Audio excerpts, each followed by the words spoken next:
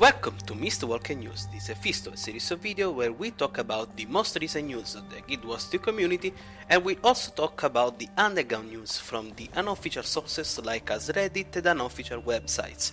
Now I will remember you that there will be a menu where you can click to the news you're more interested into to watch only that, or if you want you can enjoy the video in its full length.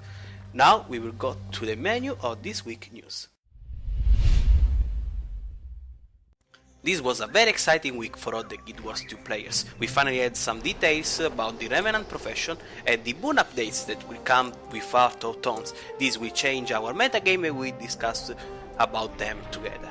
Then we will move to the Silverwastes situation and we'll see how this region could change with the new feature patch and if the farm could be still viable or not. Then we will move to the Nexon situation, which happened in the past days, and we see how NCSoft reacted to it and what this could mean to the Guild Wars 2 players. Finally, we will discuss about the trading post, where we see how the items change their value and prices into the trading post itself, and how you could prepare to them. Now let's not waste any more time, let's go into the feast news. A profession so cool that it needed a blindfold.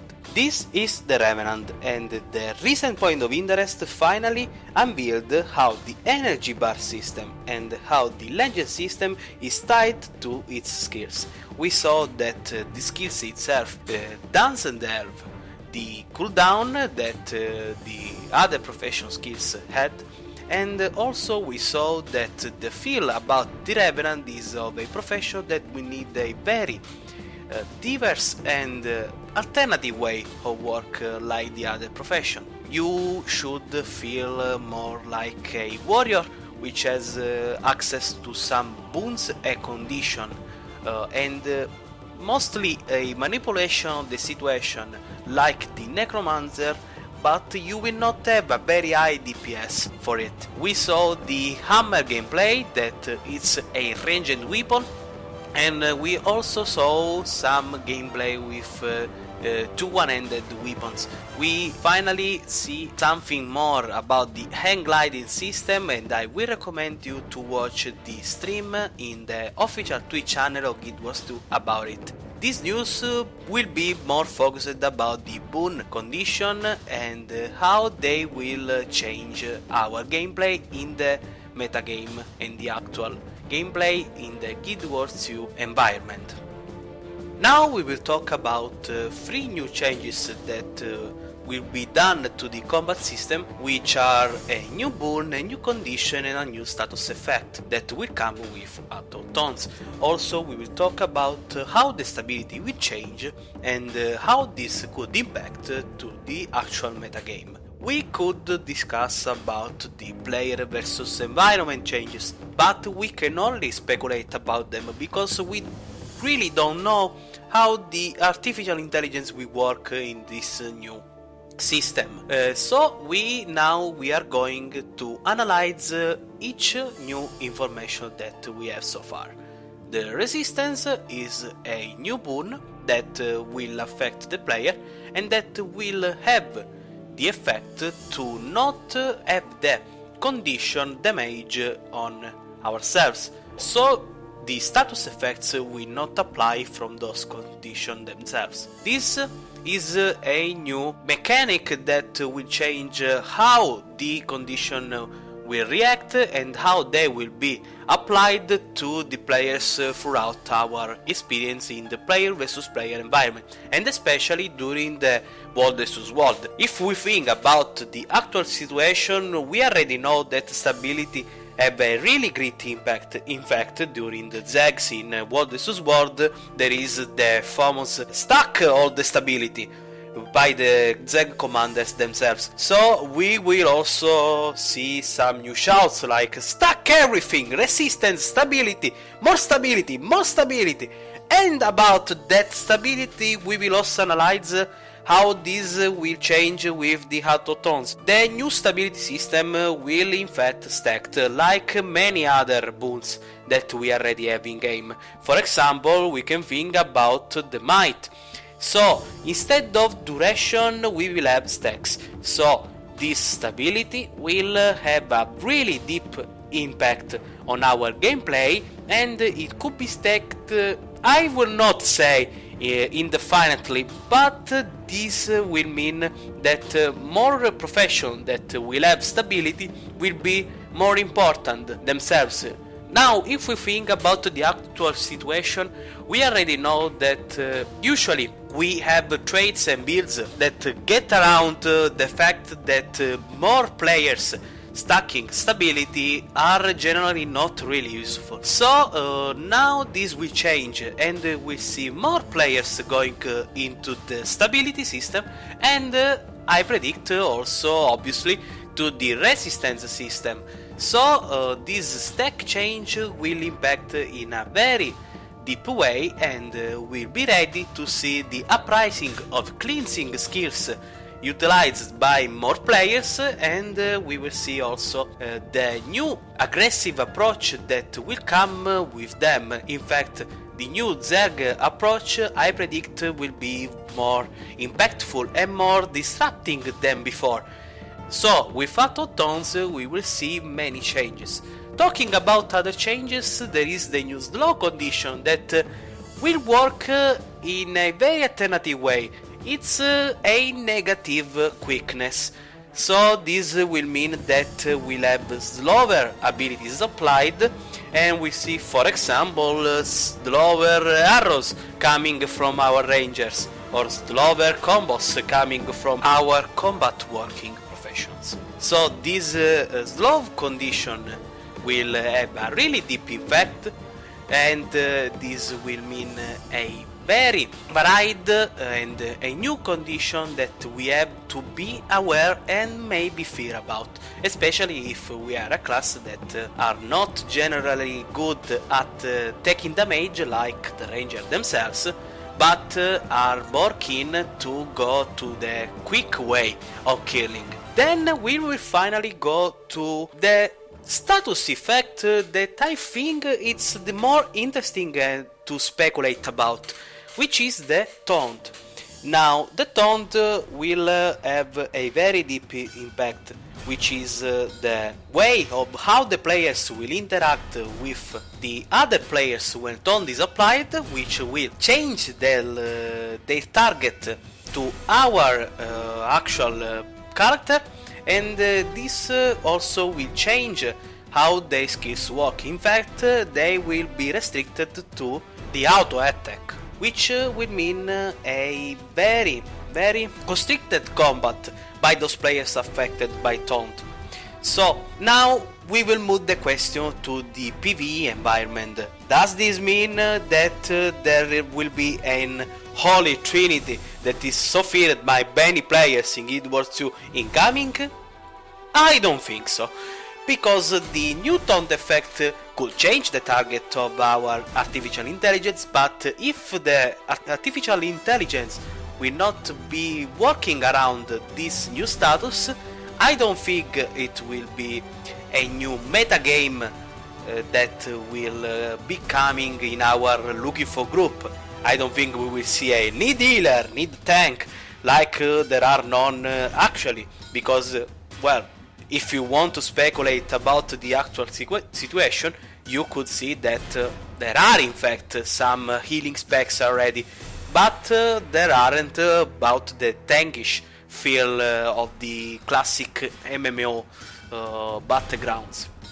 So this will close the info about the official news. Now we will move on into the next question, which is how the Silverwastes will change. But just before that, let's see together how to be cool and blind with these new headgear sets that were discovered by Head Shaman in the recent data mine of the Lunar Festival patch. These two new blindfolds, paired with the one from the original artworks of the Revenant, could be the new starting headgear sets for the upcoming profession. And now let's move to the next news. From what is seen so far with the feature patch system and the living story updates is that when a new region or a new way to farm materials and gold is applied to our world, not very much extends over the time. In fact, the discovered dry top from 1 year ago is not a very populated area, and the farming will not go in a very smooth way.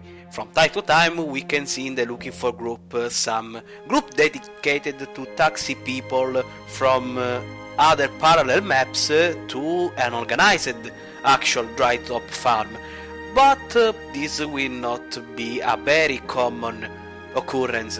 In fact, I predict that the Silverwastes will come to this change, I will not say in a very soon way, but it depends on how the new patch will be applied. Now, on the 24th of February, we will see what this new feature patch will look like. It could be something like an aftermath, like we've seen with the Living Story 1, or it could be a new exciting thing, like the Super Adventure Box. We all hope so. You can also listen that this is an open mind since the soundtrack that I decided to apply to this video. Now, about the Silverwastes situation, we have to discuss how it is a viable way to farm gold now and how it could change over the time. For now, there are two main modes to farm in this region, which is through events, going from the Vinebread to the Labyrinth, then to defend of the bases and the legendary events that will sporadically spawn, and then going again to the breach and going cycling through them. But there is also the chest farm, that is a very viable way to make gold, but a very boring one if you've experienced them. Now, how this could change in the future? Obviously, the chest farm is a viable way and it just repays itself, since the badges that you spend over buying the keys and the shovels will go to be repaid by the new badges that you will drop throughout the run. But this will mean also that the event farming maps will have more struggle to go around it. So I think that if you're going to build a bioluminescent armor, this is the time. You will not have much time to do it in a very quick way, because from time to time people will go away from that map. In fact, if you already now you want to make some Embrit weapons, you have some struggle since now. So I suggest you to jump in Silverwastes and go to complete your collections right now. You have the advantage of the new part extractor that were added throughout the time. You have also, hopefully, unlocked all the episodes that are needed to access to the first of many pieces of gears that you need.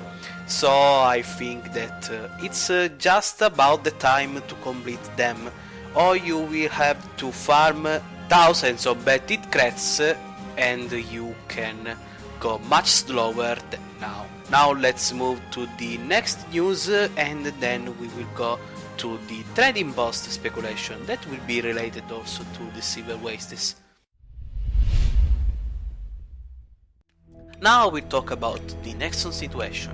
I will explain what the Nexon is, how it is tied to our NCSoft and how it could affect our way to play Guild Wars 2. Nexon is a company that is more focused on the pay-to-win online games. The most notable one is MapleStory, but they also have titles like Combat Arms, Dragon Nest, Vindictus, and they also offer a service of exchange of online items for games very popular like Counter-Strike. Now, what is the relationship between Nexon and NCSoft? NCSoft is a public company on the trade market, which means that its shares are publicly accessed and the shares implies a participation in the company's direction. Now Nexon has a very large share of the NCSoft, and it declared when they signed their contract years ago that its investment was only an investment itself. It was not a way to go over the NCSoft direction, since NCSoft have a very stable market on online games. Also, the Nexon as a way of going to the pay-to-win side of the MMOs, so it's not very compatible with the NCSoft direction, and this came to a struggle when recently the Nexon company bought some new shares from other companies, implying that it would step up and gain more direction. There were changes in the direction of the NCSoft operatives, so the Nexon came in and just said, we want to cooperate more, we want to have some power, we want to have some chainmates between your board, between your directive board. So they tried to take some power into the NCSoft direction. This meant obviously an aggressive attack by Nixon to control the NCSoft, and also the NCSoft had to stood up to protect their way to deal with this property. The NCSoft dealt with this demand with a strong and firm nope, which was confirmed by a new collaboration. Netmarble is a company that is focused on the mobile games market, and they made a stock exchange deal with NCSoft. This means that these two companies will cooperate and will not step into each other's way. And also that means that another company will have the right to say no to Nexon demands, and Nexon will have to just deal with it. Now, will this mean that Nexon has stopped from going still on the control and aggressive way with NCSoft? I don't think so. I think there will be more booze by this company, which is not very regarded in a kind way by most players for its obvious pay-to-win games. But this could also mean that the price of these stocks will rise up, since new investors will see a profit incoming if Nexon will get more power into this company. Now the question is, how does this impact on our Guild Wars 2? This could impact in a strong way, because the Netmarble already works on the mobile, so we will have a company that is focused on giving to the players something more to integrate to their games. With the new collaboration, Ion is already in the deals, so we'll see a Ion application by the Netmarble company incoming right now, and this also means that Nexon will have to step behind for now with their control about the NCSoft franchises. NCSoft, I want to remember all of you, has a very solid step on the market, because they have also EverQuest Online, which is still profitable and the most profitable game by this company. Also, we have franchises that are confirmed, like EverQuest 2, or even Ion as a new step forward in the last year. Then this is not really a bad news, but it's not really a good one, since this could mean that Nexon could try again to step up against the NCSoft control of their games, and we all obviously hope that Guild Wars 2 will remain free from the pay-to-win methods that are applied to general MMOs like it is. Now we will go in a more interesting fact for those who are seeking to get more gold in game with the Trading Post news.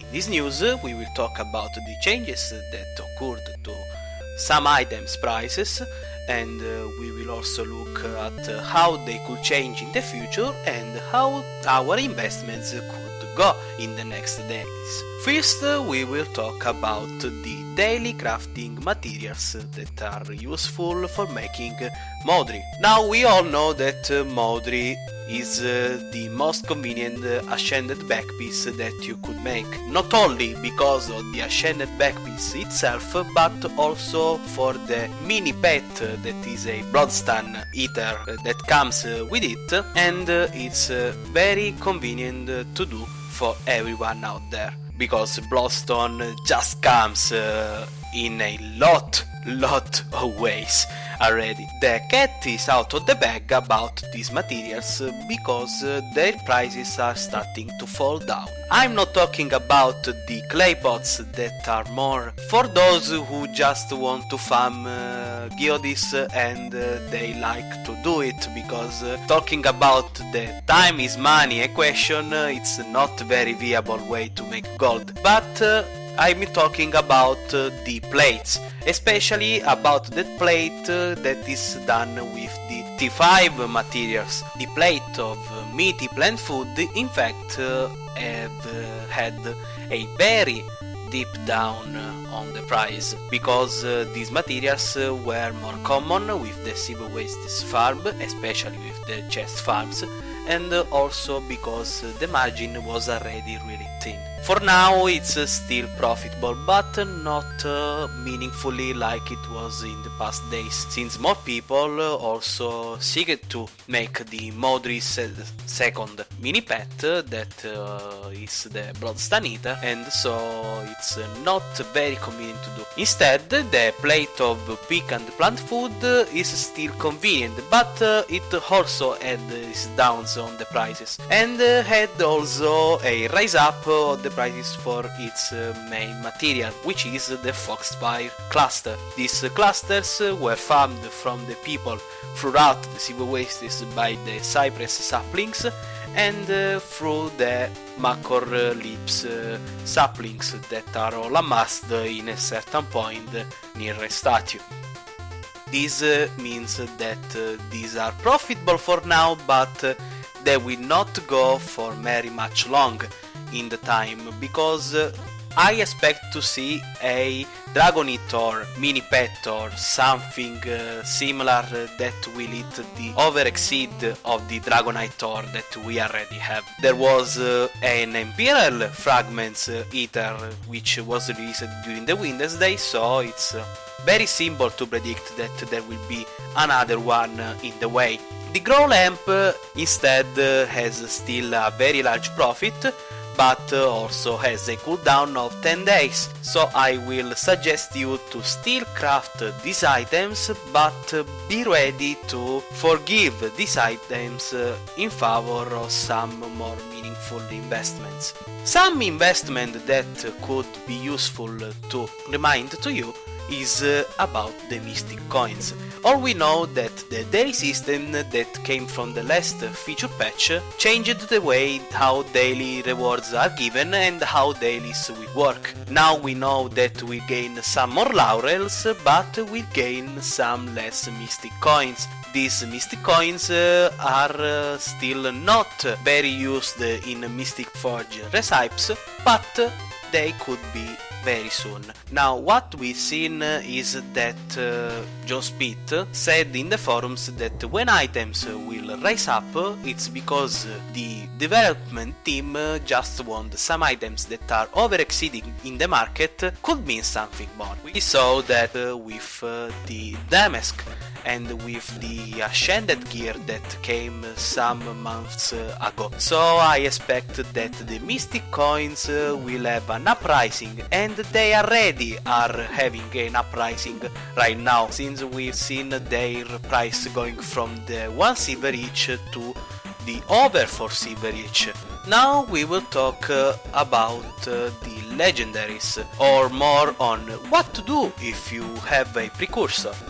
Do you have to sell it right now? Do you have to keep it? Do you have to just make the legendary you want? Well, I suggest to discuss this problem in a free-sided way, which is if you need the money right now, I suggest you to just sell it. They're not increasing like they had in the past in their prices, but I think this is the fear of the new legendaries being just better or more endorsed by the players in the future. So I suggest to just sell them if you want to be sure about their prices and about your profit. But if you're going to speculate a little more, I could just say to you to wait and see how the new legendaries will be made, because we can know if the new legendaries will just have a gold investment upfront with the collection system incoming that is just like paying for the precursor that are actually in the game. Then I will also suggest to just make your legendary if you really like the actual legendaries. For example, a Twilight is a very particular weapon with a unique aesthetic. Also the Juggernaut comes with a unique aesthetic. Also the Flameseeker Prophecies, which is much ignored for now, but I will see more work for it in the future by the players. My final suggestion is to just make it if you like it right now very much the legendaries that are out there, or to just wait and see what you will have. For example, there was a Raven staff that was spoiled lot of months ago by the shaman, and many people speculated that this could be the new legendary staff. But there are people who just prefer the Bifrost, and I can relate to it. Now we will talk about a more speculative argument, which is cooking. Why cooking? Because I think it's time to boil the pots. I see that there are some changes made to it that are going into something more, especially with the new Lunar Festival, which provided us with exotic goods that are very highly valued in the market right now. For example, the buns. These buns are very impactful in the world versus world environment, and I don't see ArenaNet introducing an item like that for just the sake of it, because this could mean that you pay more, you gain more, and also these supplies are not very large right now.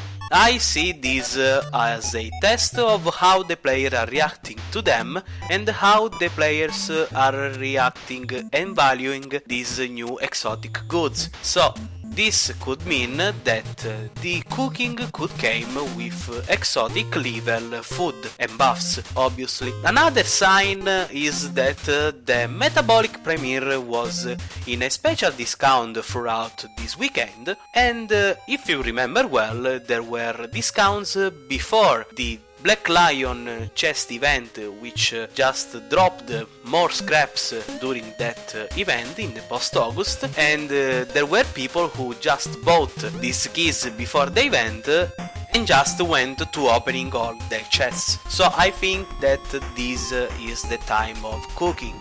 Prepare your goods. It's a very speculative point, but I think that the time is definitely now. This was the last of Mistwalker news for this week. I hope you've enjoyed it so far, and just leave a comment here to let me know what you think about it. And see you all in the mists.